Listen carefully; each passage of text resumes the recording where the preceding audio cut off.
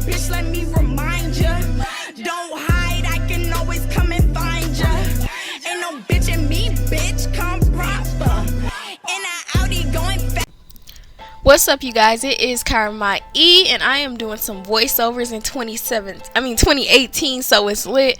Y'all, I'm not feeling good today, but you gotta fake it till you make it, honey. So I'm about to go ahead and do this voiceover. So basically, we're making this furry headband, and before the video started, I already went ahead and measured around my head. I got a 25. I don't know if that's big or small, y'all, but you can just see me measuring out the fabric all the way out to a 25, so you can see it's out at about a 25.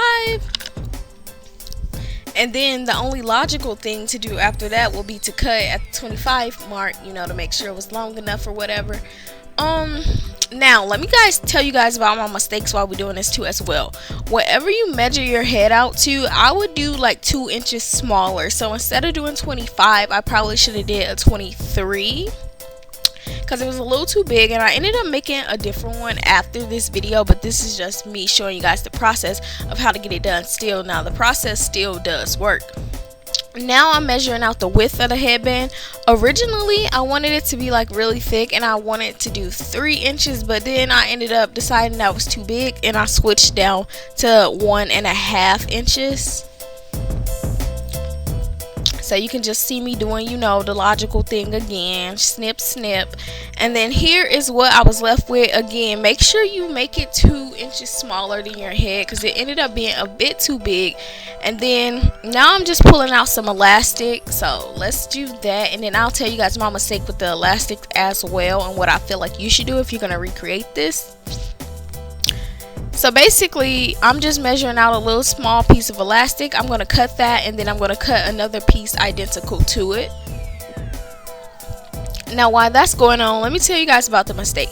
So basically, whenever you get ready to secure the elastic on, make sure that the fabric is close together. Like I would have one piece of the fabric on top of the other before you even add the elastic on, because yes, you may need a little stretch, but at the end of the day, you don't want the elastic to show. So make sure the fabric is close together.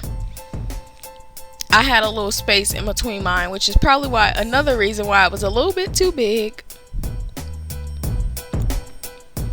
So yeah, while this is going on, let me just say, if you're not already subscribed, you need to go ahead and hit the subscribe button, because the Mighty Mob is lit all 2018, y'all. And I'm gonna be doing some more DIYs. I already got some ideas, yes. So make sure you hitting that sub button, turning on your bell, hitting the thumbs up, y'all.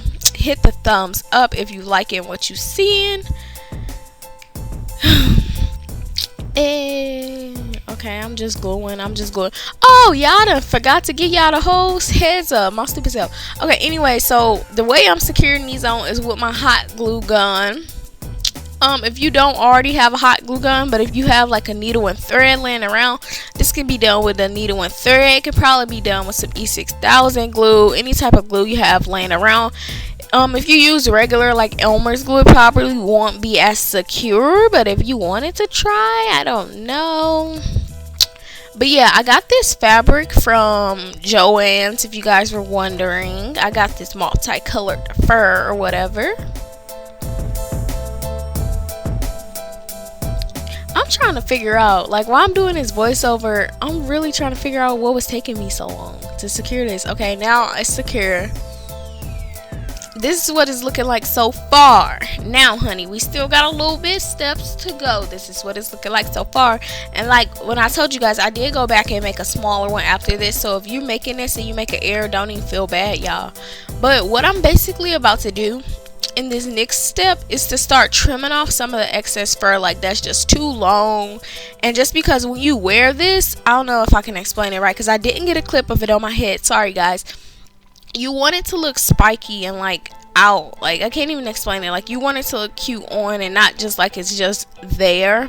So what I'm doing is I'm going ahead and cutting off the extra and shaping it up basically.